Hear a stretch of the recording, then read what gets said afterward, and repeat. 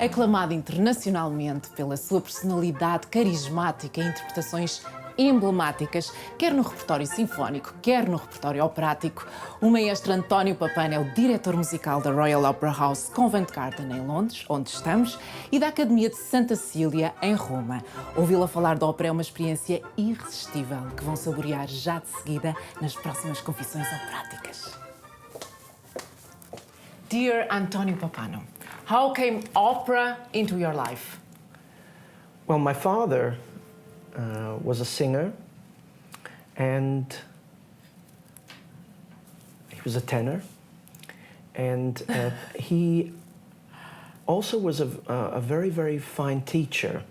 So not only was he in the house, but all his students would come regularly. And when I was good enough at playing the piano, around 10 years of age, I started to accompany his students. So I did that for 12 years. So we're really a family business. So you were engaged at the age of 10 years old to yes. be the co-repetiteur at the house. That's right. Wonderful. And I learned a lot about not only opera, but about singing and about singers and how they are and how they think, and what kind of creatures. Yeah, what kind of creatures they are. And they're not your ordinary everyday kind of creatures, I tell you. Opera was something that my father always dreamed about. He breathed, he lived somehow opera, and in an Italian household, it is an opera anyway. You can imagine around the kitchen table, it's an opera. But I would say he didn't make it big as a singer, but he was a very, very good teacher. But he would love to sing through the operas, and when I was really good enough, I would not only play for him and accompany him, but I would sing all the other parts. So I would sing the soprano parts, I would sing the baritone parts, and so I knew I came to know all the words to these pieces. And you had a lot of fun, and you were totally inside in the opera world.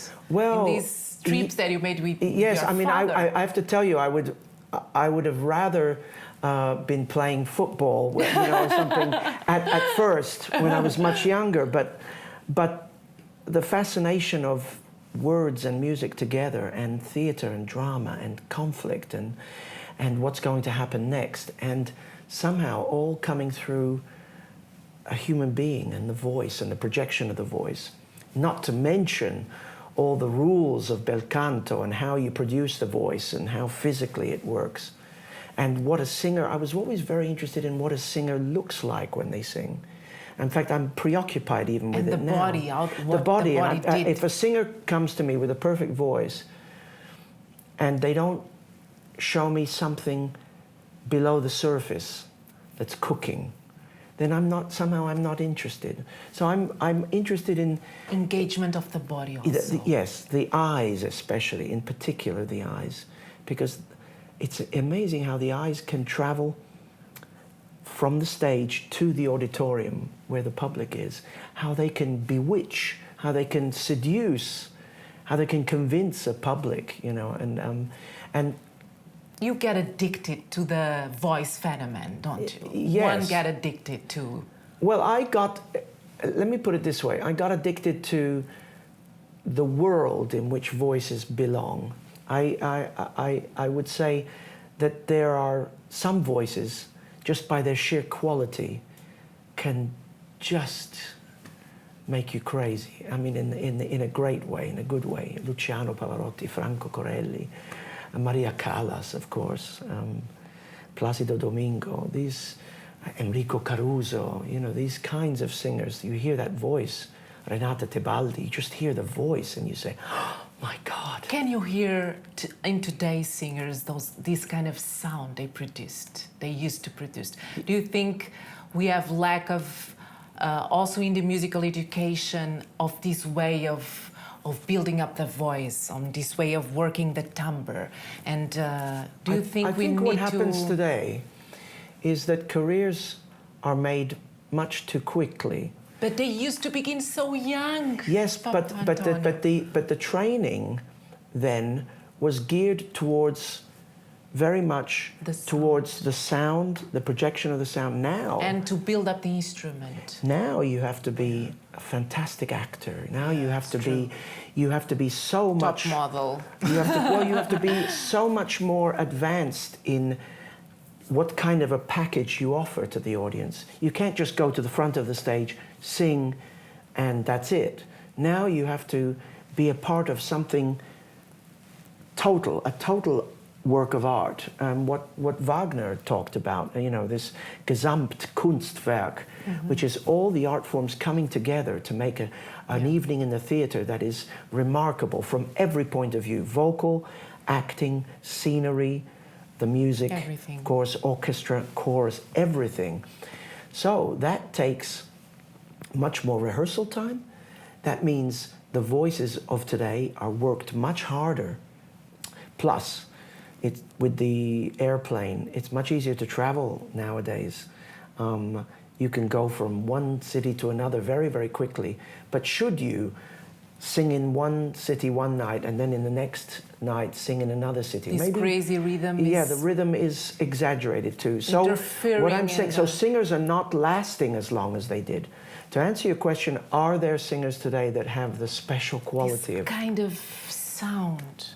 Yes, there are. Maybe not as many, but there are certain singers who just by the sheer sound of their voice can captivate you. Can captivate you. I have a question and a curiosity to you. Do you think orchestras are louder today? They are louder, aren't they? I think in general. Orchestral instruments, modern orchestral instruments, are louder. They're made for bigger halls, especially for concert halls. Yeah. And so the expectations are more.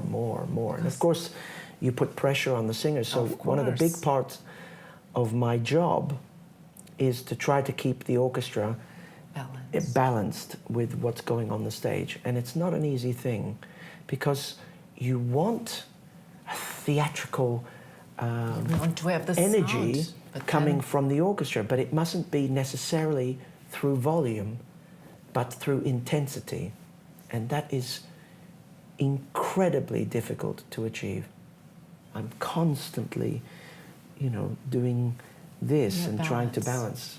We won't talk about the big Wagner operas, which are hugely challenging in that way.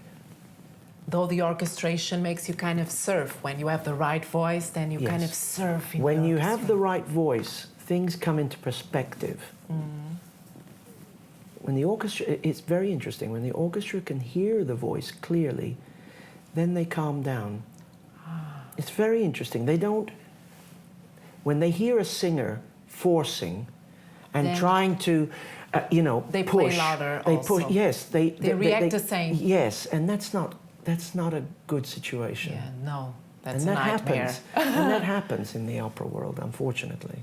And let's move to Verdi. What is the main challenge a conductor has to face to conduct Verdi? Because his music has this power, this impetus, it's voracious. What would you... I think with Verdi's music is extremely direct. And although his music is full of lyricism and full of poetry and full of melodies and beautiful melodies, it is its emotional weight, that is the hardest thing to create, I think, for a conductor, to get this weight in the orchestra, this depth of sound. It has a sound world that is very masculine, that is very potent. It is drive, very potent, very Italian, and not about perfume and allure like Puccini's music. Yeah. I mean, Puccini's music is very dramatic, but it has a much more clearly defined feminine side, whereas Verdi's is extremely masculine. Wonderful. And so to be able to create power as a musician is not as easy as you think. It's not about loudness. Exactly. It's about depth. And I continue to be fascinated, and I think I'm getting better and better as each year passes, but I still believe myself to be a student, very much. And I conduct the top singers, and I conduct in one of the great opera houses of the world. But and you still feel that Verdi way. makes me very, very humble, no question. The next Verdi opera that I conduct is his Macbeth. Oh, let's move on to Macbeth. Yes, I'm fascinated by this opera because it comes so early in Verdi's life. It was what we call in English a one-off. It was a departure from everything another journey. To another journey. Why? Well, because it's Shakespeare, and you feel that he's inspired in a different way by the situation, by the text, by the atmosphere. It was his favorite piece, Shakespeare's piece, well, wasn't it? And you have these two characters that are so complex. It's not enough to say that they're evil, Lady Macbeth and Macbeth. They're strong and they're weak. They're ambitious, and yet they destroy themselves by trying to build something, because they build something on top of the corpses and the skeletons of other people. The color world that Verdi creates with this piece, orchestrally speaking, is something surprisingly new. He finds ways of making the orchestra sound that he never did before then, and many, many different effects. Theatrically also. Well, the sounds of certain instruments in combination, and the sheer daring and bravado of a character like Lady Macbeth. She's shocking. My goodness, she is so shocking, and yet by the end you feel sorry for her, because she you see her reduced to almost childlike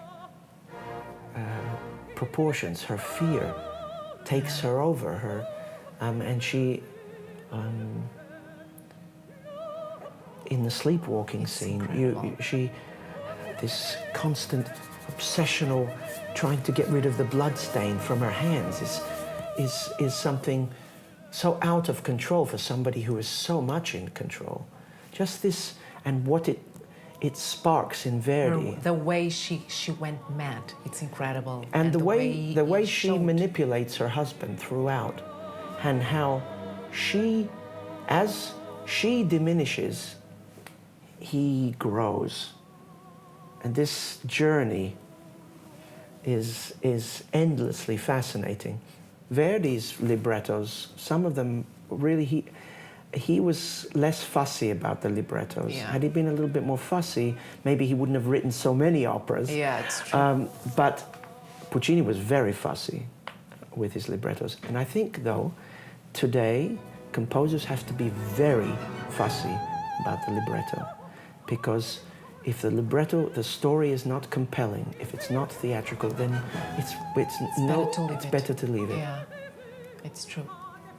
So we will have great librettos in the future and great conductors like you, Antonio Pappano. Thank you for everything and for being so wonderful. Thank you.